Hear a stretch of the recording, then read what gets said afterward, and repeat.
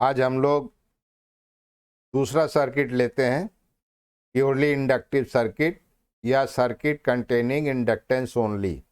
तो इस सर्किट में आप देख पा रहे होंगे कि एक कॉइल है जिसका इंडक्टेंस एल है और उसके अक्रॉस एक वोल्टेज अप्लाई किया है V is equal to V naught sine omega T, और I जो है वो करंट फ्लो हो रहा है।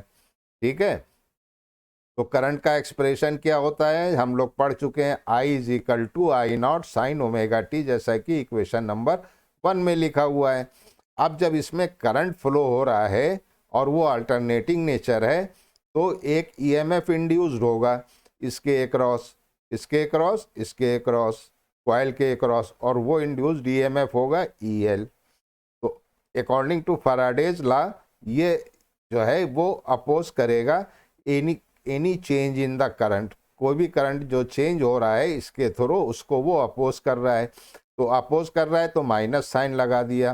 तो ये है L D I by D T. E L की वैल्यू क्या होगी, इक्वेशन नंबर 2 में लिखी है, minus L D I by D T.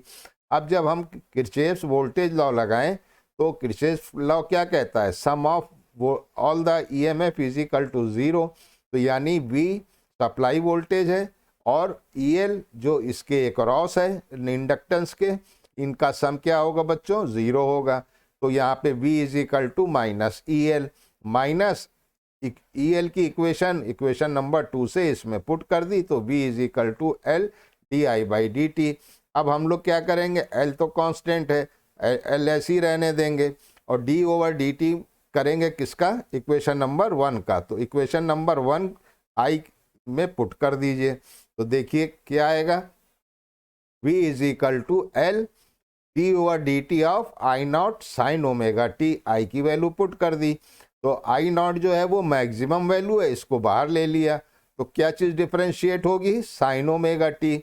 और साइन ओमेगा टी का डिफ्रेंशिएशन क्या होता है, कॉस ओमेगा टी।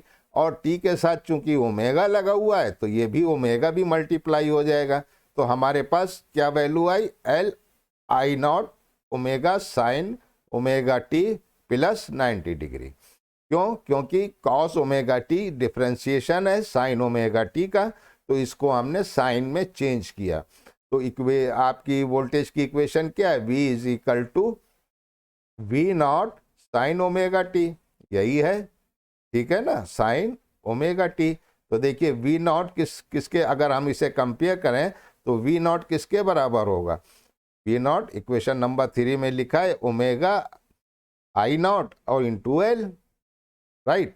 तो V is equal to V naught sine omega T plus 90 degree. तो इसकी जगह हमने पूरे में लिख दिया V नॉट, तो इक्वेशन नंबर 4 आ गई। अब आप जो है इक्वेशन नंबर 1 हमारी क्या थी, I is equal to I not sine omega T, sine omega T, ये हमारी इक्वेशन नंबर 1 थी। अब 1 और 4 को अगर आप कंपेयर करें तो देखिए दोनों में फेज डिफरेंस है, कितना फेज डिफरेंस है, 90 डिग्री, और वो भी कौन सा, प्लस का। तो इससे हमें क्या पता चल रहा है कि वोल्टेज जो है वो लीड कर रहा है, यानी वोल्टेज पहले स्टार्ट हो रहा है। कितना, कहाँ से स्टार्ट हो रहा है, 90 डिग्री।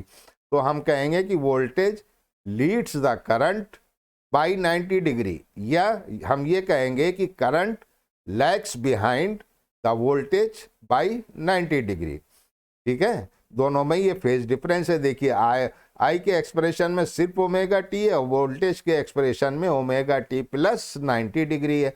प्लस 90 डिग्री इंडिकेट कर रहा है कि वोल्टेज जो है वो पहले शुरू हुआ है और करंट जो है वो बाद में स्टार्ट हुआ है। तो कि कहाँ से शुरू हुआ है वोल्टेज, 90 डिग्री पहले। ठीक है, तो हम कहेंगे कि प्योरली इंडक्टिव सर्किट में वोल्टेज लीड करता है करंट से, या current lags behind the voltage by 90 degree. चलिए आगे देखें, अब आरएमएस वैल्यू निकालें।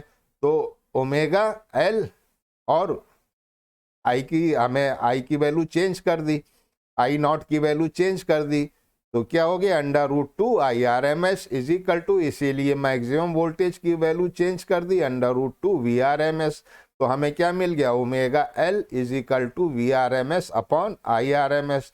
ओमेगा एल को डिनोट करते हैं एक्स सफिक्स एल से, तो x suffix l is equal to V R M S upon I R M S, या V R M S is equal to I X L. तो equation number 5 को हम कहते हैं Ohm's law for purely inductive circuit. ठीक है, तो Ohm's law जो है वो प्योरली इंडक्टिव सर्किट के लिए क्या होगा, आई एक्स एल, बस ये याद रखिए, जिसमें आई और वी की वैल्यू क्या है, आर एम एस वैल्यू है। अच्छा, अब एक्सएल किसके बराबर है, 2 पाई एफ एल के। ओमेगा क्या चीज़ है, 2 पाई एफ इंटू एल, तो omega is equal to 2 pi F L. तो opposition of inductance to the flow of alternating current is known as inductive reactance. तो अल्टरनेटिंग करंट को flow करने, जो अल्टरनेटिंग करंट फ्लो हो रहा है उसको जो अपोज कर रहा है उसको, उस चीज़ को हम कहते हैं एक्सएल, यानी इंडक्टिव रिएक्टेंस। और ये किसके बराबर है, 2 पाई एफ एल के। अब यहाँ से आप देख सकते हैं वेव फॉर्म में, क्यों हमने वेव फॉर्म में क्या देखा था कि v की वैल्यू क्या आ रही थी, v की value v not sine omega T plus 90 degree, ये आ रही थी साइन ओमेगा टी प्लस 90।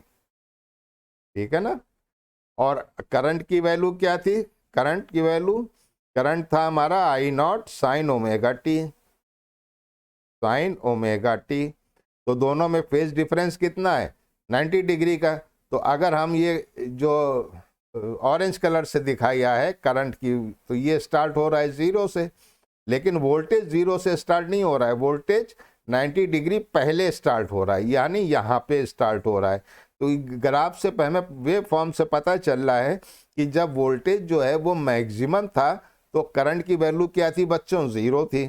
फिर जब वोल्टेज जो है वो यहाँ पे π/2 यानी 90 डिग्री पे 0 हुआ तो करंट कितना हो गया, मैक्सिमम हो गया। फिर जो है हमें आगे चले पाई के ऊपर यानी 180 डिग्री पे करंट 0 हो गया तो वोल्टेज मैक्सिमम हो गया। फिर जो है इधर आ गए तो यहाँ पे वोल्टेज की वैल्यू 0 और करंट की वैल्यू मैक्सिमम हो गई। तो इस तरह से हम वेव फॉर्म से भी समझ सकते हैं। तो हमने इस रिलेशनशिप से क्या कंक्लूजन निकाला कि भाई करंट जो है वो पीछे चल रहा है वोल्टेज से कितना, 90 डिग्री, यानी वोल्टेज जो है वो आगे चल रहा है करंट से। तो फेजर डायग्राम कैसे बनेगा, ऐसे बनेगा, 90 डिग्री का एंगल बनाया, एक्स एक्सिस पे हमने करंट दिखा दिया क्योंकि ये पीछे चल रहा है, और वाई एक्सिस पे वोल्टेज दिखा दिया क्योंकि ये आगे चल रहा है। तो इसे कहते हैं फेजर डायग्राम। अब इस पे एक न्यूमेरिकल छोटा सा कर लें, put the value get the answer वाला। A coil has an inductance 25 milli henry और रेजिस्टेंस जो है वो नेग्लिजिबल है, तो कह रहा है कि रिएक्टेंस बताओ 50 हर्ट्ज पे और 2 किलो हर्ट्ज पे। ठीक है, तो इंडक्टेंस की वैल्यू हमें दे रहा है 25 मिली हेनरी, इसको हेनरी में चेंज किया, 10⁻³ से मल्टीप्लाई किया। तो जब हमारी फ्रीक्वेंसी 50 हर्ट्ज थी, फर्स्ट पार्ट जो है, तो X L is equal to 2 pi F L. तो 2 पाई की वैल्यू 3.14 पुट कर दी, एफ की वैल्यू 50 पुट कर दी, एल हमको दे रहा है, और हमारा जो है इंडक्टिव रिएक्टेंस आ गया 7.854। सेकेंड पार्ट में क्या कह रहा है, 2 किलो हर्ट्ज, तो किलो को पहले चेंज किया हर्ट्ज में, यानी 1000 से मल्टीप्लाई किया, 2 इंटू 10⁻³ हर्ट्ज। तो एक्सएल इज इक्वल टू, हमें फार्मूला याद रहना चाहिए, 2 पाई एफ एल। 2 पाई की वैल्यू 3.14, ठीक है ना। फ्रीक्वेंसी हमारी दे रहा है 2 इंटू 10⁻³ और मिली हेनरी में जो दे रहा था हमें 25, उसको हमने हेनरी में चेंज कर दिया, हमारे पास इंडक्टिव रिएक्टेंस 314 ओम आ गया। क्लियर होगी ना। तो न्यूमेरिकल इसका बहुत सिंपल होता है, सिर्फ आपको याद रखना है X L is equal to 2 pi F L, और सबके यूनिट्स एसआई में चेंज करने हैं पहले, ये ध्यान रखिएगा। तो उम्मीद है कि आपको ये वीडियो पसंद आया होगा। अगर वीडियो पसंद आया तो लाइक कीजिए, शेयर कीजिए, और अगर आप मेरे चैनल पे नए हैं तो उस चैनल को सब्सक्राइब कीजिए, बेल आइकन बटन को प्रेस कीजिए ताकि आपको नए नोटिफिकेशन मिलते रहें। अगले लेक्चर में हम लोग प्योरली कैपेसिटिव सर्किट, यानी जिसमें सिर्फ कैपेसिटेंस लगा हो, उसको स्टडी करेंगे। तो अपना ध्यान रखिए, मेहनत कीजिए, और अपने सजेशन से हमको ज़रूर बताइए कि क्या और इसमें ऐड किया जाए। Take care of yourself and thank you very much.